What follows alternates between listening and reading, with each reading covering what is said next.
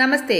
എന്താണ് നവഭക്തി? അതിനെക്കുറിച്ചാണ് ഇന്നത്തെ വീഡിയോയിൽ പറയുന്നത്. അറിവില്ലാത്ത സാധാരണ ജനങ്ങളെ ഭക്തിമാർഗത്തിലേക്ക് നയിക്കുന്ന 9 കാര്യങ്ങളുണ്ട്.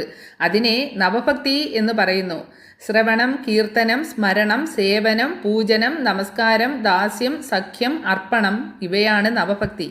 അതായത് ഈശ്വരനാമം കേൾക്കുക, ഭഗവത് സ്തുതികൾ പാടുക, ഈശ്വരനെ നമസ്കരിക്കുക, ഈശ്വരന് വേണ്ട സേവനം ചെയ്യുക, പൂജിക്കുക, വീണ് നമസ്കരിക്കുക, ഞാൻ ഭഗവാന്റെ ദാസനാണെന്ന ഭാവത്തിൽ കർമ്മം ചെയ്യുക, ഈശ്വരൻ സഖാവാണെന്ന ഭാവത്തിൽ കർമ്മം ചെയ്യുക എന്ന് വെച്ചാൽ ഭജിക്കുക, സർവസ്വവും ഭഗവാനിൽ അർപ്പിച്ച് ഭജിച്ചു കൊള്ളുക, അങ്ങനെ ജീവിക്കുക.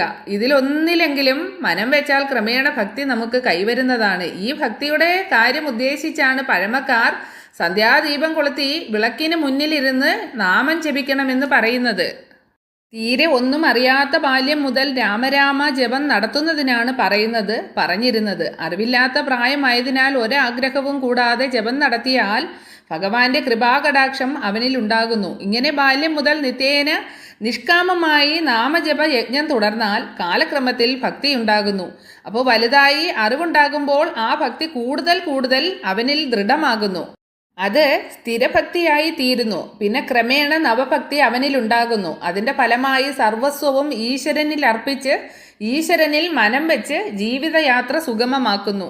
അവൻ ഇച്ഛിക്കുന്നതെല്ലാം കിട്ടുന്നു. ഭക്തന്റെ ജീവിതം പരമാനന്ദമാണ്. എന്തെന്നാൽ അവൻ കിട്ടുന്നത് കൊണ്ട് തൃപ്തിപ്പെടുന്നു.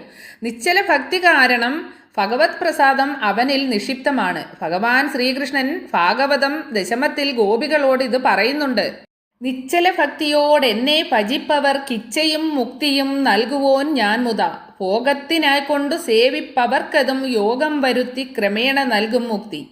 യാതൊരാഗ്രഹവും കൂടാതെ ഈശ്വരഭജനം നടത്തുന്നവർക്ക് അവൻ ആരായിരുന്നാലും ഭഗവത് പ്രസാദം ലഭിക്കും. സുഖഭോഗം ആഗ്രഹിക്കുന്നവർക്ക് അതും നൽകി അവസാനം മുക്തി നൽകും. ഈശ്വരനിൽ മാത്രം മനം നിർത്തി ഭജിക്കുന്നവർക്ക് മുക്തി നൽകും. അവരുടെ ആഗ്രഹങ്ങളും സഫലമാക്കും. അതായത് നിഷ്കാമ ഭക്തൻ ഒന്നും ആവശ്യപ്പെട്ടില്ലെങ്കിലും അവൻ്റെ മനസ്സറിഞ്ഞ് അവന് വേണ്ടത് ഭഗവാൻ നൽകും. ഭക്തി ഒന്ന് മാത്രം മതി ഭഗവത് പ്രസാദത്തിന്. ഗോപികമാർക്ക് കൃഷ്ണനോടുള്ള ഭക്തി ഒന്നുകൊണ്ട് മാത്രമാണ് മുക്തി ലഭിച്ചത്. അവർക്ക് മനസ്സ് സദാ കൃഷ്ണനിൽ തന്നെയായിരുന്നു. അതുകൊണ്ട് ഗോപികമാരുടെ ഭക്തി എന്നും പ്രസിദ്ധമാണ്. സദാ മനം ഈശ്വരനിൽ നൽകുന്ന ഭക്തിയാണ് ലഭിക്കേണ്ടത്.